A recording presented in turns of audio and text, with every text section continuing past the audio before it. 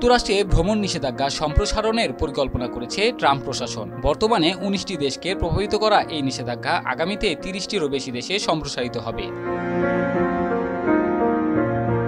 Trump প্রশাসনের ভ্রমণ নিষেধাজ্ঞার তালিকায় কতটি দেশ থাকবে এমন প্রশ্নের জবাবে ক্রিস্টি নোম বলেন, আমি সুনির্দিষ্ট সংখ্যা বলবো না, তবে এটি ৩০-এর বেশি। গত জুনে প্রজ্ঞাপনের মাধ্যমে ১২টি দেশের নাগরিককে যুক্তরাষ্ট্রে প্রবেশে নিষেধাজ্ঞা জারি করেন ডোনাল্ড ট্রাম্প। এছাড়া আরও ৭টি দেশের নাগরিকদের ওপর সীমিত বিধিনিষেধ আরোপ করা হয়। প্রজ্ঞাপনে বলা হয়, বিদেশি সন্ত্রাসী ও অন্যান্য নিরাপত্তা ঝুঁকি ঠেকাতে এই পদক্ষেপ প্রয়োজন।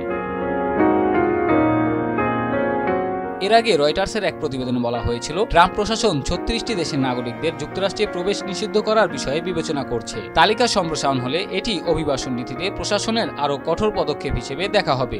গত সপ্তাহে ওয়াশিংটন ডিসিতে ২ ন্যাশনাল গার্ড সদস্যকে গুলি করে হত্যার ঘটনার পর এ ধরনের উদ্যোগ আরও জোরদার করা হয়েছে।